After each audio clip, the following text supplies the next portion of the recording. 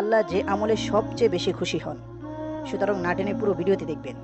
জিবরিল আলাইহিসসালাম আল্লাহ তাআলাকে একদিন জিজ্ঞাসা করলেন, আল্লাহ আপনি সবচেয়ে বেশি খুশি হন কিসে? আল্লাহ তাআলা জানিয়ে দিলেন, আমি সবচেয়ে বেশি খুশি হই তখন যখন আমার বান্দা আমাকে সিজদা করে।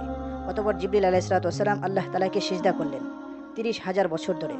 জিবরিল আলাইহিসসালাম মনে মনে খেয়াল করলেন, আমার থেকে এত বড় সিজদা, দামি সিজদা দুনিয়ার আর কেউ করতে পারবে না।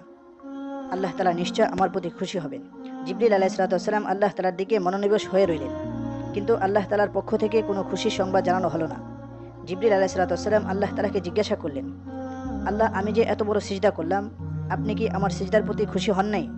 আল্লাহ তাআলা জানিয়ে দিলেন, আমি তোমার প্রশ্নের জবাব দেব, তার আগে তুমি একটু আমার আরশে আজিমের দিকে তাকাও। জিবরিল আলাইহিসসালাম তাকিয়ে দেখলেন, আল্লাহর আরশে আজিমে আল্লাহর কুদরতি নূর দ্বারা লেখা রয়েছে লা ইলাহা ইল্লাল্লাহ মুহাম্মাদুর রাসূলুল্লাহ সাল্লাল্লাহু আলাইহি ওয়াসাল্লাম। জিবরিল আলাইহিসসালাম আল্লাহ তাআলাকে জিজ্ঞাসা করলেন, হে আল্লাহ, আমার সিজদার সঙ্গে ওই কালেমার সম্পর্ক কি? আল্লাহ তাআলা বললেন, ও জিবরাইল শোনো, আমি আল্লাহ এই দুনিয়া তৈরি করব।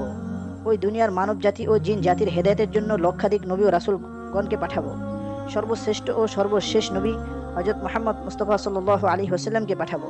ওই নবীর উম্মতের উপর 5 ওয়াক্ত নামাজকে ফরজ করব। আর প্রতি 5 ওয়াক্ত নামাজের মধ্যে 17টা রাকাত আমার জন্য ফরজ করব।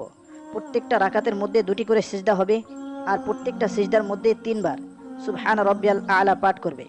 জিবরাইল তুমি জেনে রাখো, আমার ওই মাহবুব নবীর উম্মত যখন সিজদায় গিয়ে সুবহান রাব্বিয়াল আলা বলে আমাকে ডাক দিবে, জিবরাইল তুমি 30,000 বছর সিজদা করে যে নেকি পেয়েছো, আমি আল্লাহ আমার বান্দার আমল নামায় তার থেকে 40,000 গুণ বেশি নেকি লিখে দেব।